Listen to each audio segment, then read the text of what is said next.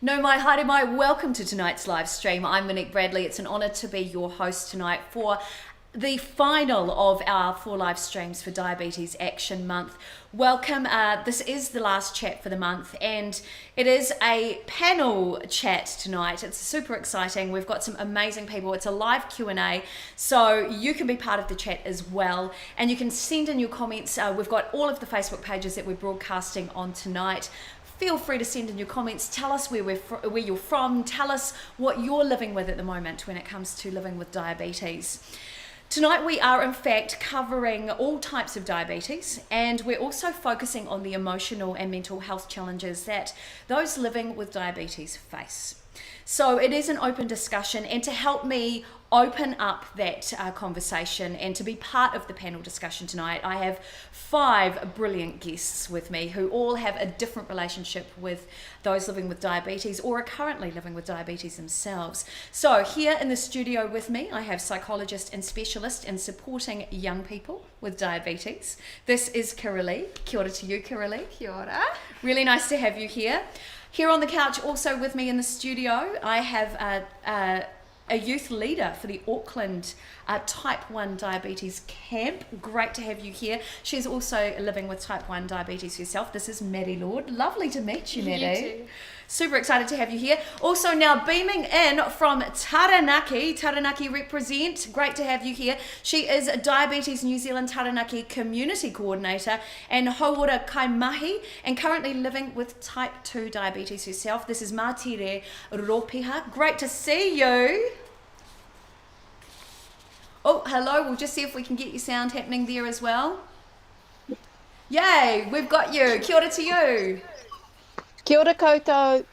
And beaming in also from Wellington, we have young Eddie, who is 8 years old, and he is living with Type 1 diabetes, and his amazing mum, Emily. Kia ora to you both. Good to see you. Kia ora. Hello. Thank you for being part of tonight's chat. We've got some great questions ahead for you.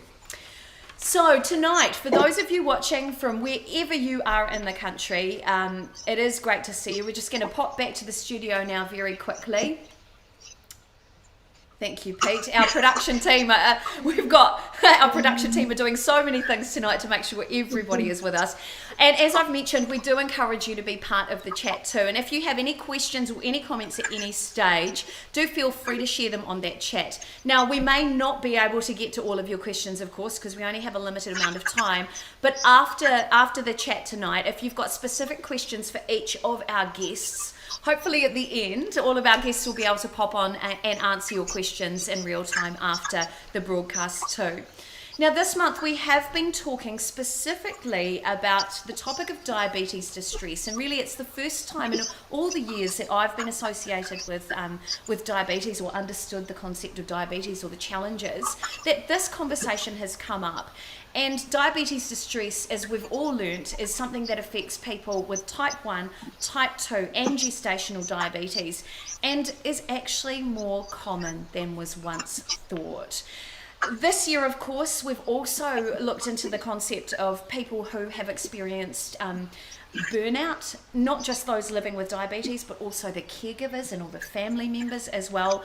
And of course, that added stress of COVID has really affected everyone, and particularly those who may be immune compromised because of the effects of diabetes or just feeling scared. That's what these chats are about, is really opening up that conversation. And if any of this information tonight does resonate with you and you feel like you might need a bit of support, you can see there on the screen, that's the Diabetes New Zealand website. Feel free to go there if you need some resources or you need some help. Or just above on the screen there, you can see there is a free call or text number you can call, 1737. There is somebody there to chat with you 24 hours a day, a registered health professional who can talk you through anything that may resonate with you, or if you're feeling any distress at any stage. So it's time to dive into the big conversation. And I thought tonight I'm going to start with you, Kiralee, Sure, because you've got a pretty interesting background. So one of the hot topics this year has been particularly around the campaign associated with this year's topic, which is Love don't judge, and the effects of self-judgment and the importance of self-care. And we're all going to open up this discussion tonight, but I thought I'd start with you because you are a health psychologist.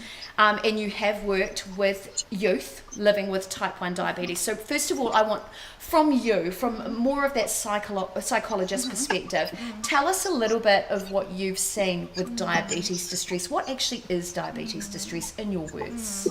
I think a lot of it is those really difficult emotions that arise when you have diabetes, when you're struggling with diabetes. It's not just one type of diabetes, it's all types of diabetes. You can feel frustrated, you can feel stressed, you can feel completely burnt out, you can feel depressed, anxious, you feel like you don't fit in, you feel judged. All of those things that you talked about, it can be really, really difficult because not only are you trying to live a normal life, you're trying to deal with something added that a lot of other people don't have to deal with. That's right. My understanding is that somebody living, particularly with type 1 diabetes, is having to make a new decision about their health roughly every 12 minutes. Is that right? So many decisions every day. I think probably Maddie can talk to that more than me. Yes, but definitely. Yeah. So before we jump into that, one of the things I want to know from your perspective too is tell me what you've seen. So you did your master's in the effects of gratitude, particularly on youth with type 1. Yes. Tell me what you've seen through your study and the importance of gratitude as part of that journey. Yeah, so as part of my study, I gave 80 adolescents, I recruited 80 adolescents with type 1 diabetes. I gave half of them a journal to fill out where they talked about what they were thankful for every day for 2 months, and one group didn't do it, so I could compare the two. And at the end of the study, the group who did the gratitude journals actually had a stable glycemic control throughout the whole study, whereas the group who didn't had a slightly higher glycemic control, so there was a difference between the two groups. Wow, that's so interesting. And for anybody watching the live stream tonight, I'd love to know, reach out, were you part of that study? What did you experience? Have you added more gratitude into your life? How has that worked for you? Would love to see those comments in the feed as well. Somebody, in fact, already a question. Somebody, Steve Wright, just said in the comments there, who gets a bit grumpy at the time? And this is kind of part of it. And what do you do in that instance where you sort of get a bit grumpy? From your perspective, from a psychologist's perspective, what would you recommend? It's really, really easy to get grumpy and angry because it's such a tough thing to deal with. And I think often the grumpiness or the frustration with ourselves comes from the fact that we're judging ourselves all the time, because every time we read that blood sugar result, we pass a judgment on ourselves. So what I'd often recommend to people is treat that as information rather than a judgment. It's not a judgment on how well you're doing. It's not a judgment on how well you're managing. It's just information to help you go forward managing a little bit better. So interesting. So you did notice from your studies an absolute change in the glycemic index. Yeah, so the group that did the study, they had maintained the same glycemic control, whereas those, they had a little bit of a rise, so actually it helped to stabilise that over the time period. Important. Thank you so much for sharing that. We are going to jump now down to Taranaki, and we're going to have a quick connection with Mātere as well now, who is a Diabetes New Zealand community coordinator down in Taranaki. And of course, you know, she's a vital support person for people living with type 2 diabetes in the area. But Mātere, you've got a bit of your own story with type 2. Tell us about that. Tēnā koutou e mātakitaki mai, e whakarongo mai ki te kōrirorero nei, e pāne ki te matihuka. I had gestational diabetes, and which then progressed to type 2 diabetes.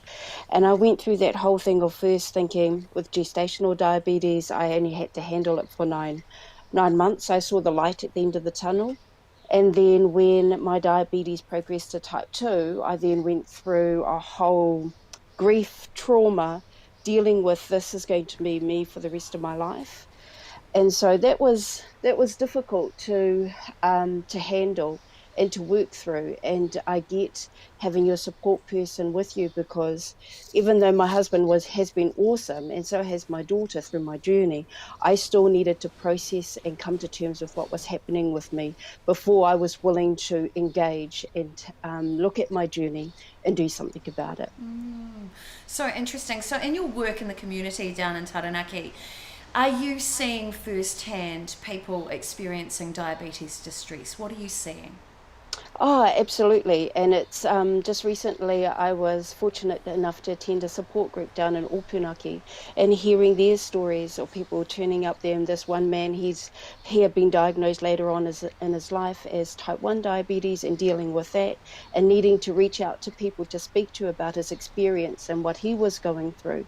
So it was fantastic to attend the support group and to hear that other people have been going through the same issues, the same emotional trauma, the distress, especially through COVID. And I hear I've met parents and people with type 1 diabetes that didn't have access to their insulin and was really worried about how they were going to manage it, especially with their kids with type 1 diabetes. And then we've found post-COVID, there have been a lot more people diagnosed with having type 2 diabetes as well. Right. And so them starting that journey and wondering how did this happen to me? What have I done? And them having to deal with that whole emotional turmoil. Right. So from that sort of emotional support perspective, what has worked for them to help them through that distress? You mentioned earlier about having the caregiver, your whānau support, and that has been amazing for people that have started on their journey. Because when you're told, "Hey, you've got type 2 diabetes," or "You have diabetes," like for me, I stopped listening after that because I was like, "What? I've got diabetes?" And then it was my support person, as what happened with them. It was their whānau that listened and that were able to tell them afterwards after it had sunken in what was happening to them. And then the support person thinking, okay, how do I fit in this? Because this is my loved one and I want to support them as much as possible.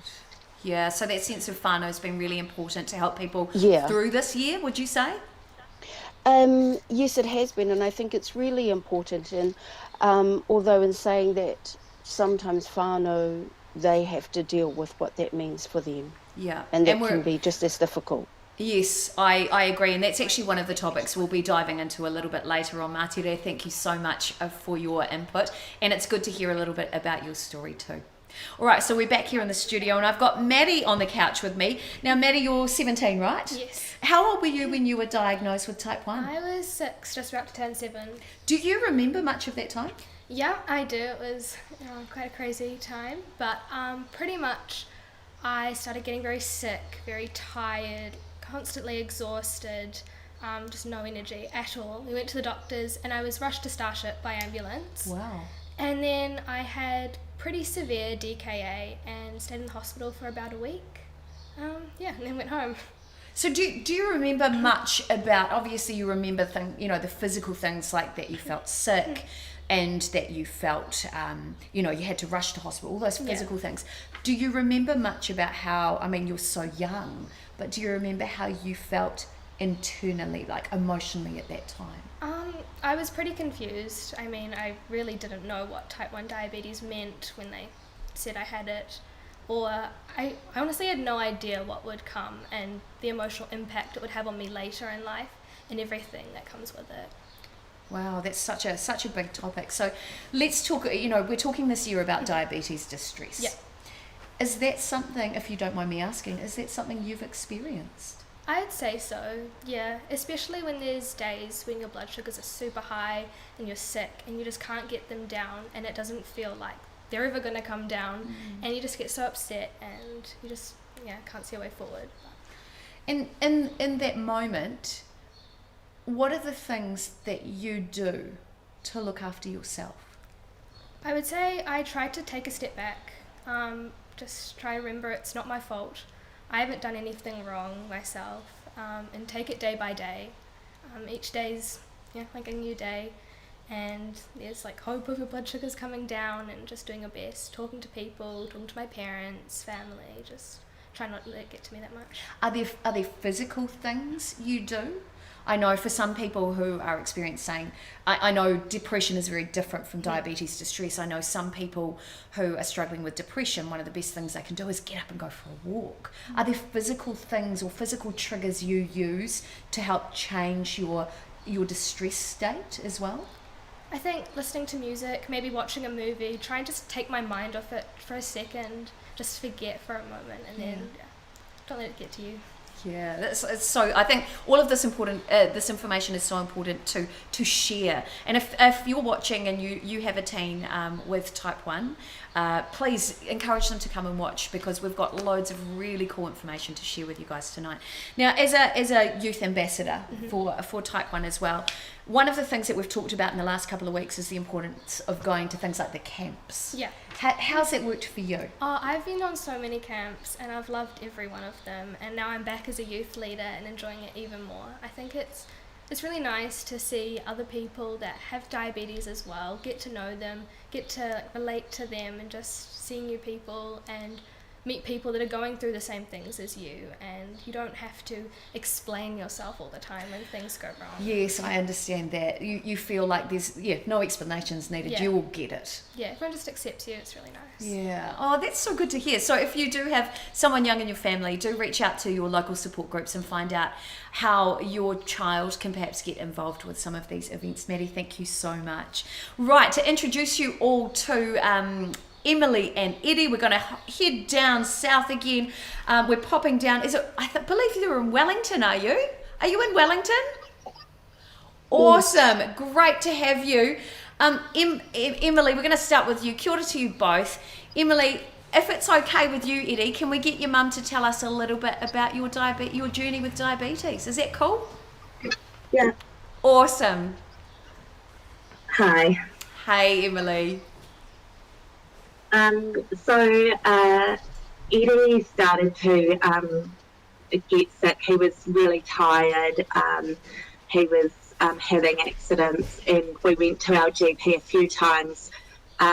Unfortunately, they didn't test for diabetes, and he went into severe DKA and was rushed to hospital, much like what happened to Livy. So we were really well looked after at Wellington Hospital, and that's where he was diagnosed. Right. And that was about a year and a half ago, when he was 6, about to turn 7. Yep. Wow. Do you remember much about that experience, Eddie? Yeah. Yeah? How did you feel?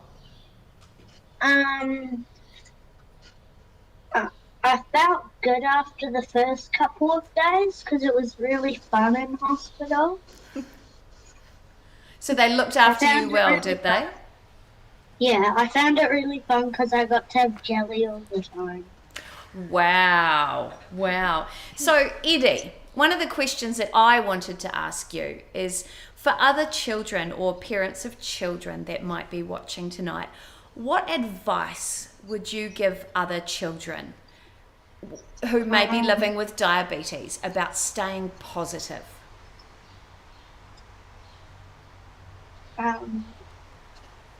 That's a big question. Keep on doing what you're doing with your life and believe. Oh, that's beautiful. That's a really cool piece of advice. Now, I hear you guys have been doing some great things, campaigning for funding, in fact, of the continuous glucose monitors, and you guys have raised $10,000 for Wellington Hospital, and you're helping raise awareness and present the Diabetes New Zealand petition to fund CGMs to Parliament last year. Wow! How did you decide to get involved with that? You talk about why you think the Libre should be funded. I think the Libre should be funded because it's a lot better than having to do prick testers. All you have to do is grab one of these, Yep. and scan it on there, and then it will show the number. I'll demonstrate. Just like that. Well done. That is amazing. Thank you so much. And it was so easy, wasn't it, Eddie? Brilliant. Thank you for being a great demonstrator. Emily, we've already had a question come in for you tonight as well. This is for a mum of a child who's just been newly diagnosed as type 1. And what she wanted to know was, how long did it take before you felt like you had your son's condition under control? First of all, aroha nui, sending you heaps of love from our family to your whānau, and I remember how scared I was when that diagnosis came through, so I just want to awhi you and send you love from us. I'm not sure that a year on we have a handle on it, but I do know that we're at a point now where we know as a whānau that we can get through it. I think sometimes at the beginning I had a focus on when will I know this disease, when will I totally understand it, when will his levels be perfect, and I've now realised that that's not actually the goal. The goal for us as a whānau is that we're all together looking after each other, and it is at our centre, and we're all following his lead. So I guess I would say there's not really a threshold you cross, but you do begin to know this is something we can get through together as a whānau, and we can make it.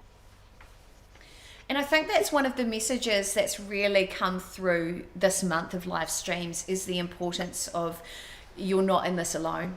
This is you, this is your whānau, this is your partner, this is your community, and reminding people that it is important to have a conversation, it is important to reach out. I mean, from everybody's different perspectives, even in this chat tonight, the importance of you know, you being connected there, Emily, with your family to help support Eddie through this. They say, you know, it's that whole concept of it takes a village to raise a child, but I think it takes a village to support somebody living with diabetes, and I think it's so important. Would you agree with that as well, Emily?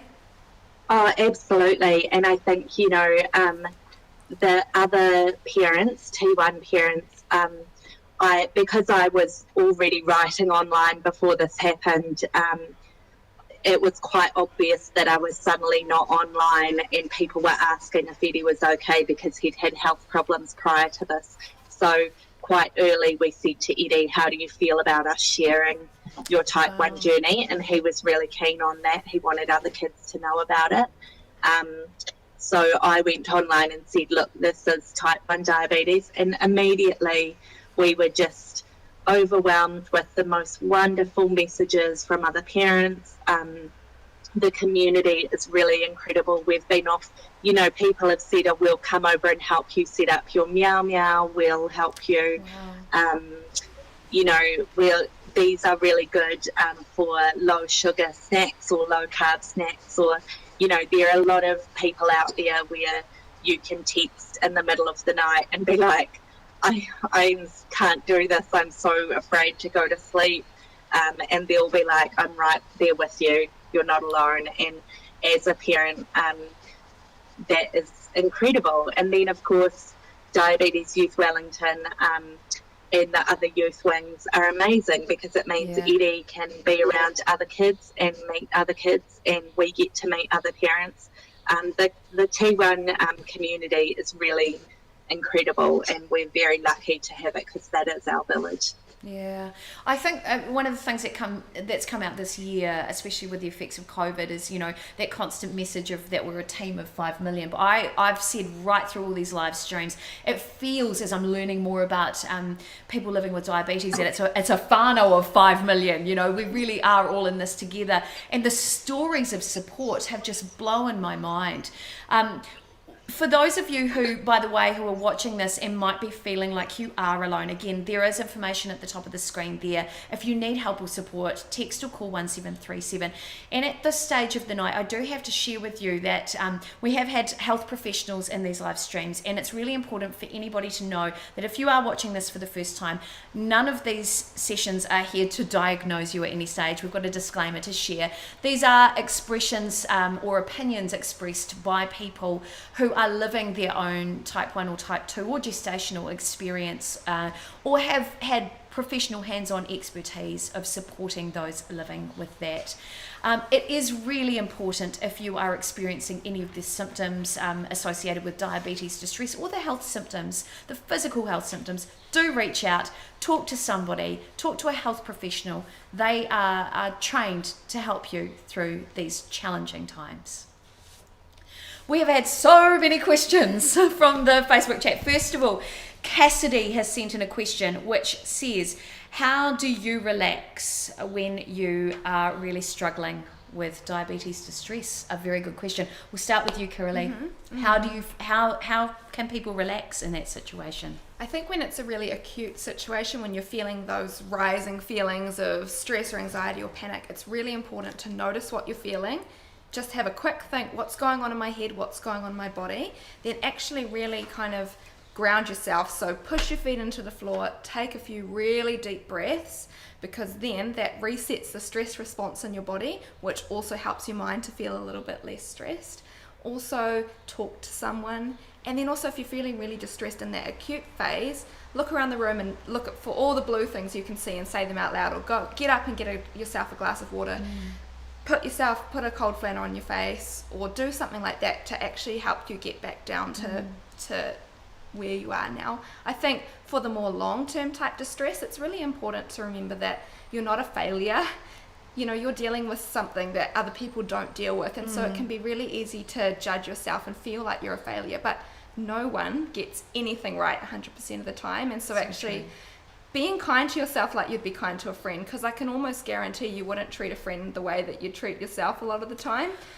Very, very true. Maddie, from your experience as well, for what would you share? You already said things like, listening to music's really helped. If you're sort of feeling a bit frustrated with yourself, very quickly, what are the sort of things that, particularly for people who have just joined the live stream, what really has helped you with your distress? Just like in the moment. I don't know, it's a difficult question. I think just taking a step back, not taking it too personally, just recognizing that I've done everything I physically can do, and just try and move on with the rest of my day, to be honest. Yep, I think there's some wise words there. We're going to pop back to Martere, who is particularly supporting those living with type 2 as well. So if you're seeing, if you're working with somebody who might be struggling to calm, to find that centre, what are the things that you would urge them to do or to consider to help them find that calm space?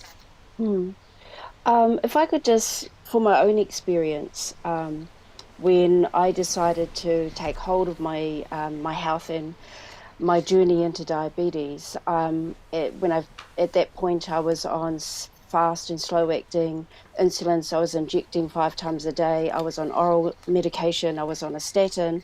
I was on an iron pill, and at that stage, my husband, he helped me find a specialist in America, and he was able to help me come off all my medication and change my diet and change my my exercise regime to a healthy lifestyle. And so for 8 years, I've been managing my diabetes without medication. Wow. And so, but I still consider myself as having type 2 diabetes, because the reason why I'm able to manage it is that I lead a healthy lifestyle. And so I still go through moments of huge distress, and I think, okay, what's going on with me? And I take a stock of how I'm feeling emotionally, what's going on around me. And the biggest thing I can do for myself is to go for a walk. Fortunately, I live next to the ocean in Taranaki, and so I'm able to walk along the coastal walkway, and that's what I do to calm myself down. And I know by walking, by exercising, I'm getting my sugar levels down, and I'm helping myself work through whatever I'm going through. And that's what I say to people is out there as well that are seeking support, in distress, is to stop and go for a walk.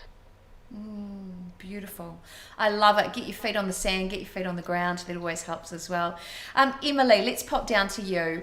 Obviously, there's a little bit of a different situation here, because you're helping Eddie manage or dive into his own state management, but then also there's an added stress on you. So what do you both do to manage your time through these experiences? How do you manage your own state? What do you do when you're feeling a bit stressed, Eddie?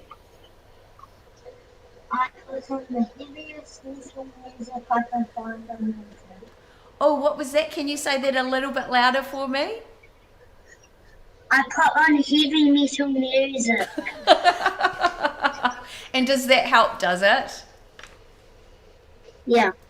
Brilliant. And do you dance around? No, I just sit and listen to it. Okay, brilliant.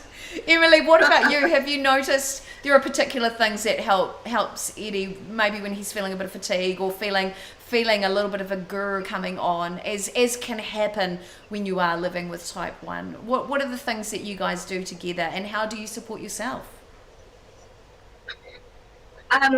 Yeah, well, we're really lucky because Eddie will tell us how he's feeling. He's quite comfortable talking about his feelings, which has always been pretty important to us, that he feels able to express his feelings with us.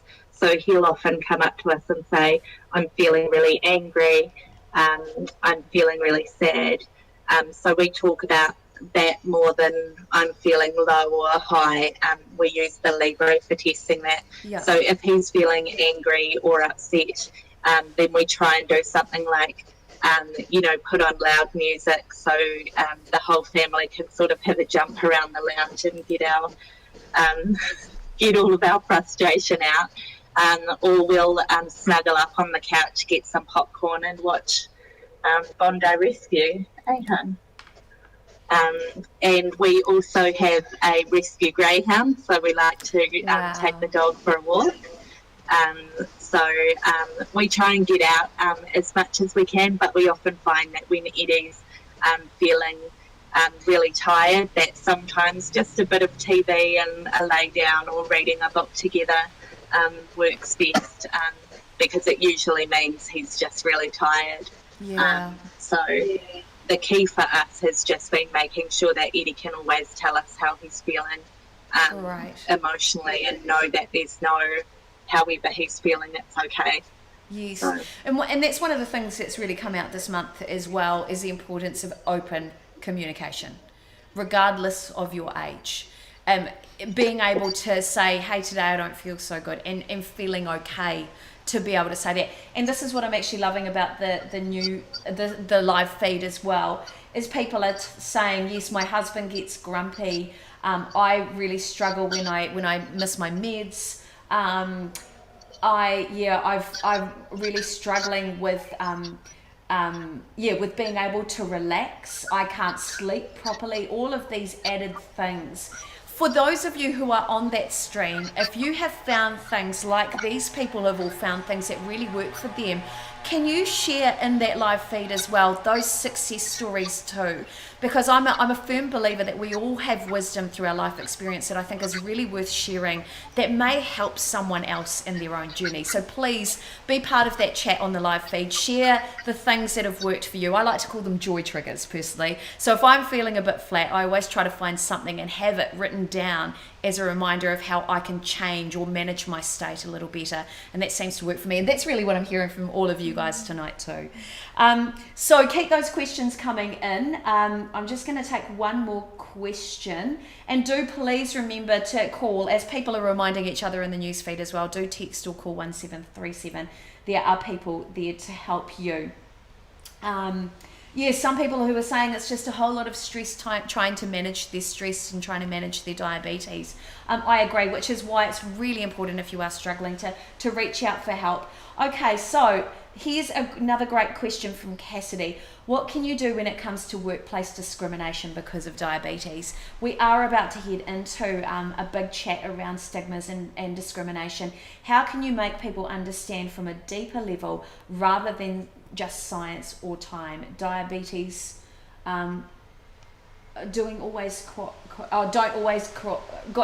Diabetes doesn't always cooperate, and I think it's a really good question as well. We will dive into that very quickly. Martere, let's start with you.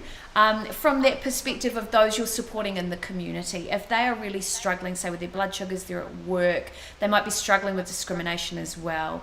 What sort of advice in that situation would you share with them to help them work their way through that? They really need to be open open with their managers and let them know what's going on with them, the health issues that they have and their journey. And I have been in a situation where a work colleague came out and said that she had type 1 diabetes, and my team leader at the time was very supportive, and so she brought it to a team meeting, and so that we could all learn about what was happening with her and what happened to her when she went into a low and what we needed to do to help her. So I think the first thing is to be really open with your manager and let your manager know that you have diabetes. Love it. I think really valuable advice there. One of the things in the comment from Cassidy was about the discrimination around that. Is that something that you've noticed with the people you're supporting, Matere? Have they experienced anything like that? Have you heard any stories around that? And this, I've been heartened to see since my return back to New Zealand 3.5 years ago at how much more open people are to hearing about diabetes. And that diabetes, like 15 years ago, there was a huge stigma attached to diabetes and people didn't know what it was, and they had a lot of misconceptions. So it really heartens me to know nowadays there's more about diabetes, and you have more people that are open to what's going on with diabetes. Right. And in my last job, when I left, everybody that I said goodbye to said that somebody, if not them, in their lives had diabetes. So it's a bigger issue than we realise. Right, yes. And my understanding too is that there's a lot more people out there who are currently undiagnosed, so they're already living with those symptoms and potentially think that's normal. And if that resonates with you, one of the things, for anybody watching tonight, one of the things I'd urge you to do is go to the diabetes.org.nz website. You can actually take a test online to see, your level of risk, and I think that's really important, particularly if you know some of the signs or symptoms and you've been putting off talking to your health professional. Do take that test and check out your level of risk as well. I think that's really important. So let's talk about, from that perspective of stigma, let's talk about the effects on youth. So you with your studies, you will have experienced young people who would have struggled with the discrimination against them with that stigma of diabetes. What did you experience? I think what the thing that came out the most is that people don't understand if they have never had an experience with that, and that can be something that really contributes to the diabetes distress as well.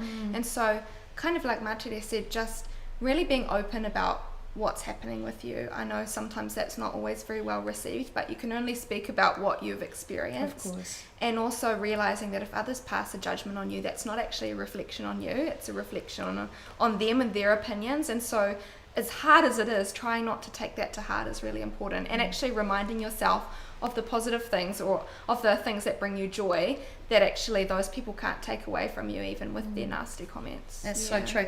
And I mean, I think this is a really important question for those of you who are parenting someone with type 1 or type 2. School. What's it like being someone at school and being potentially one of the only kids in your school with type 1?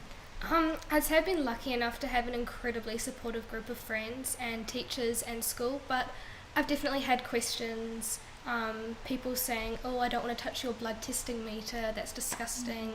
Just like little things like that can really get to you. But so how do you deal with that? How do you support yourself emotionally through that? Just recognizing and understanding that, it's not on me, it's on them. It's from them not understanding what diabetes is or anything about it, and where I can, I try and let people know what it is, educate them a bit if they're willing, if they're open. Yeah. That's amazing. So Emily and Eddie, down to you, down in Wellington. Emily, I want to know from Eddie's diagnosis, if you're okay for me to ask this, how were you treated? Were you guys treated differently? Because this is something that has come up over the last couple of weeks. I mean, I have to say, when they said that Eddie had diabetes, I didn't know anything about diabetes. I couldn't understand, like I'd never heard of it before, and I will admit my first reaction was, he's never had juice or sweets or anything. I was completely ignorant around diabetes. I didn't know anything. So it was a learning journey for us, and we really took the approach that other people will be like us and will not know. So we've been really lucky enough that Eddie's said to us, go, let's as a team share this experience so that other people can learn about type 1, and hopefully it is a little easier for other families and there's a little less stigma around it. Great. I think, Eddie, is there anything you want to say about that? About people saying things about your diabetes? The only thing I've heard that I think wasn't the best thing to say was diabetes is contagious, and I got very upset. Yeah, because that's not true at all, is it? No. The interesting thing as well, when that happened, when a school friend said that diabetes was contagious, Eddie's dear friend Billy jumped in front of him and said, that's not true, diabetes is not contagious. So he has a lovely circle of people who love him very dearly, don't you, darling? Brilliant. Who will always stand up for him. So. Oh, that's amazing. Now, Eddie, one of the things that I would like to know is, what would you love other children who don't have type 1 or type 2, what would you love other children to understand about living with diabetes? What would you like them to know?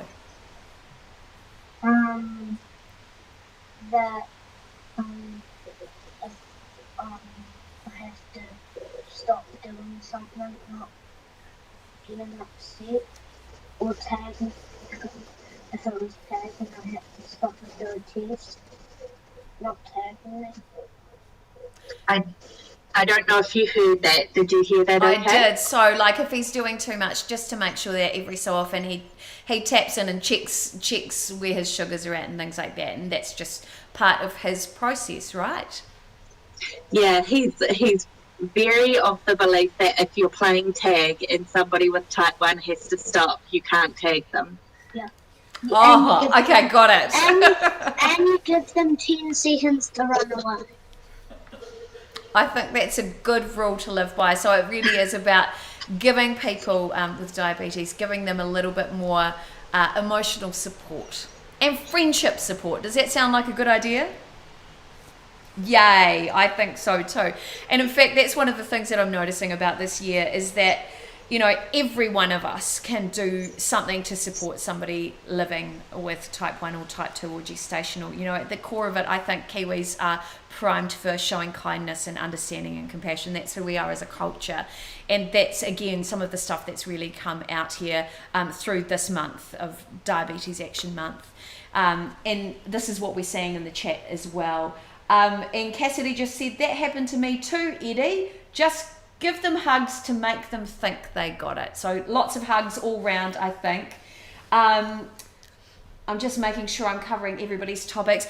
Just while you're all on the stream as well, we do have a screen graphic we want to share with you. So if you need a little bit of extra information, there is information you can access to ask for help. So you can go to, you can text or call 1737. And you can actually go to the diabetes.org.nz website. Now, there's a whole lot of information, there's downloads on there, and in particular, there's a lot of information. There's a whole section for those of you who may have children or youth in your family who are living with type 1 or type 2. So there's loads of information, things like navigating your way through school, dealing with relationships, what to do when it comes to sleepovers, things like that. All that important information to help young people as well. So yeah, a big topic tonight. So one of the key things that's really come out this month is, and we've highlighted that tonight too, is the importance of having a really helpful care network or a support network. And one of the things too is that on the website there is information for anybody who's newly diagnosed with diabetes as well, and the importance of having that right network around you. So one of the questions I want to throw to the panel tonight is how we can all collectively help each other or help people living with type 1 and type 2. So first question I've got for everyone tonight, for someone who's suddenly become a caregiver of someone with type 1. What would you guys, or type 2, what would you guys like them to know? How best can we support that care team as well? So, Kiralee, I'm going to start with you. I think people who know that someone's just become a caregiver or someone looking after someone with type 1 is to actually be kind. That's a message that New Zealanders have been given a lot this year, but actually recognise that that's a really tough thing to have happened and to adjust to, and to offer whatever support you can, offer a listening ear. Doesn't have to be much, but just a little bit. And also for the person themselves to realise that you're not going to get it right all the time. Things will happen that you might not want to happen, but actually that's part of being human. And things aren't always going to go the way that we want them to, but so long as we can make sure that we're doing the best that we can and reminding ourselves of that, that's really important. Thank you. That's brilliant. That's brilliant. Maddie, what about you? For somebody whose child or their has been newly diagnosed, what would you, from your perspective, what would you like those parents and those caregivers to really understand or to know about the condition? I think, again, just be gentle on yourself. You can't get it perfect ever. You've got to give yourself room for error. And also maybe get out, join some Facebook groups. There's lots of Facebook support groups online. There's also a great type 1 diabetes babysitting group if you're concerned about that aspect. So yeah. I didn't even know that. I've learned something new tonight as well. That's brilliant. Mātere, what would be your thoughts for those who are now living with somebody who's just been newly diagnosed? What nuggets or gems of wisdom from your experience would you share to those people who are trying to support somebody going through those challenges? Me manaake, me tautoko, me awhi, me aroha atu. You're not alone. It's hard. It's heavy. It's taumaha. But knowing that you're not alone, and that there are people out there to help you, be kind on yourself. I love it. Again, same message coming through. Emily, what would you like mums and dads to know about looking after themselves? I would say that you're going to get really inundated with information really quickly. I found it really overwhelming how all these people came out of the woodwork and kind of said, you need to do this, you need to have no carb diet, you need to not eat fruit, you need to all these things. Just listen to your care team at the hospital and forget everybody else. The thing that helped us the most were the people who didn't try and give us advice. They were just there for us. Would bring over cake, would hang out, would play with the kids and have a drink with us or have a chat to us. Being overwhelmed with advice was not what we needed at that time, and we really just wanted company and care and awhi and love and support, and we got a lot of that. And don't ever say that your cat has diabetes, because we don't want to know. Okay, and that's good to know too. That's good to know as well. So one of the big topics that's come out this month as well is about simply living well. So I'd love to know from all of your perspectives, what are the things, I know we kind of briefly touched on this earlier, what are the things that you do consciously all the time, or that you would recommend to people living with diabetes? What are the things that you do or that should happen to help you live well? Maddie, I'm going to start with you. I would say obviously try and have a healthy diet, exercise a bit. It can be really difficult being a teenager, that sort of aspect is like shared lunches at school all the time, trying to manage that, maybe not always having so much of the sweet stuff, which is difficult, but yeah, just overall trying to live a bit more of a balanced life, and then hopefully that'll help the blood sugars a bit more. Yep, and that will help the mood too, right? Yeah, definitely. Yes, excellent. I love that correlation. So Kiralee, what are your thoughts? What are the keys to living well? I think for everyone, it's really important that you maintain having a good routine so that you don't get into a stage where you're getting in a cycle of not doing anything and therefore you feel bad. So having a good routine every day, doing something you enjoy every day, making sure that you schedule that in, doing something that is active or gets your heart rate up every day, connecting with someone. and also getting good sleep, having a healthy diet, and also knowing what your triggers are and knowing when things are starting to look like they're actually not going so well. So before it gets to that stage, you know what you can do to kind of bring yourself back. Yeah. I love that. I think it's brilliant advice right there. Let's head down to Emily and Eddie. What are the key things that you guys do to live well and have fun and have a good life? Eddie has we kind of, as a family, just stay active and just do our best to find the joy in each day. We take the approach that because Eddie's only 7, we try and take on a lot of the management of diabetes for him. Every parent is different, and some parents find it best if their child has that level of independence. But for us, we kind of take the approach that he's still young. We're going to take on as much as we can for now, knowing that this is going to be something he'll have forever. So we try and manage. But he eats the same as he did before. He's always been a healthy kid, so we haven't had to change anything in terms of his diet or exercise. He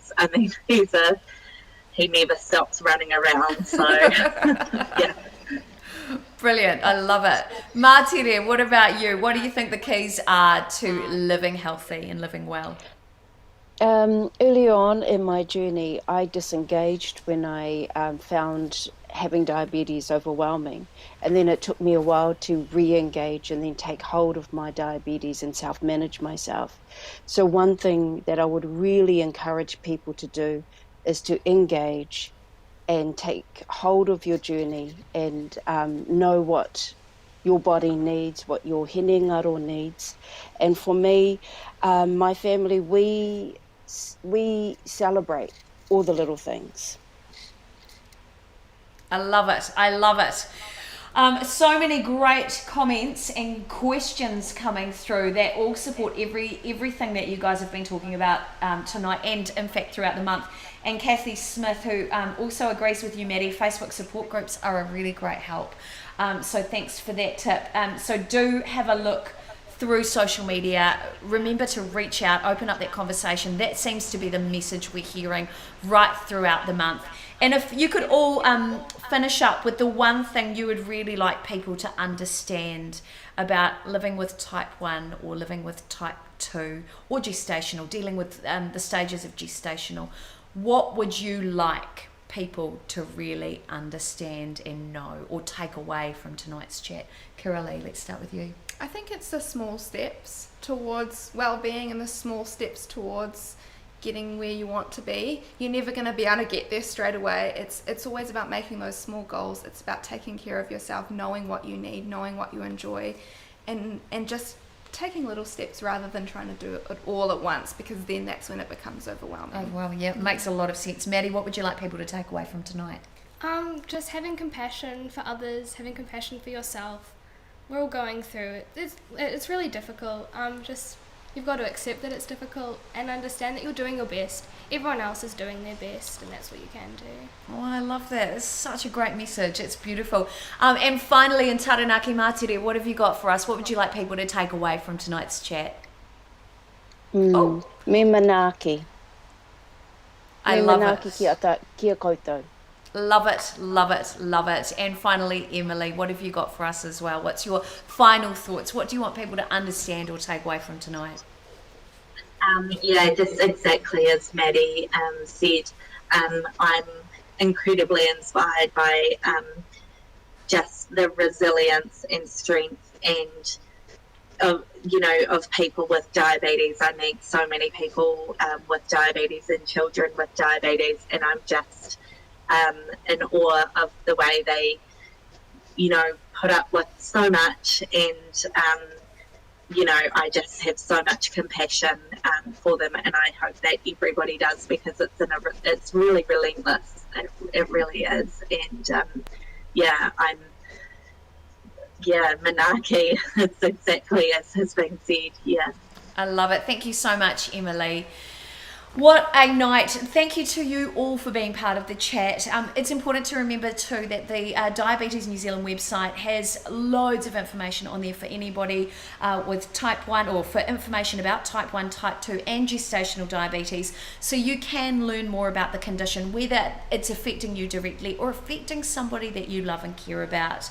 As I mentioned, they've also launched a new youth section earlier this year on the website, and that has loads of helpful information on any of those life challenges, particularly that children, teens and tweens also face, things from starting high school and managing your diabetes, going through puberty, going out with friends, driving, all those big questions that sometimes can be a little bit overwhelming when you're going through that stage of your life. All of the information's there.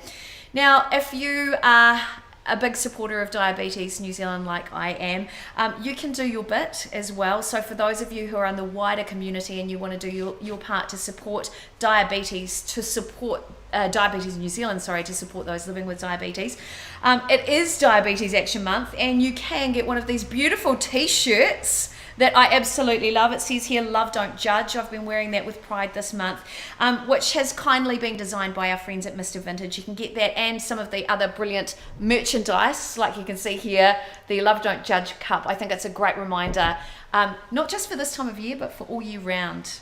We should have it in our cupboards. We should be wearing it with pride. You can get that over on the Diabetes New Zealand website. And if you do have any challenges at all, feel free to call 0800 Diabetes, and you will talk to one of the team at Diabetes New Zealand there as well. Remember, access all of those resources. Look after yourself. Love one another. This month is Diabetes Action Month. It's all about that message of love, don't judge. Don't judge others. Don't judge yourself. Love everyone. We're not just a team of 5 million, we're a whānau of 5 million, and we're all in this together. Maddie, Kiralee, Mātere, Emily and Eddie, thank you so much for being part of this discussion, and thank you to all of you in the wider Facebook community and in YouTube as well who have been part of these chats. It's been an honour to be your moderator. My name's Monique Bradley. Thank you so much. Ka kite anō, ino hora. Pō Māori e.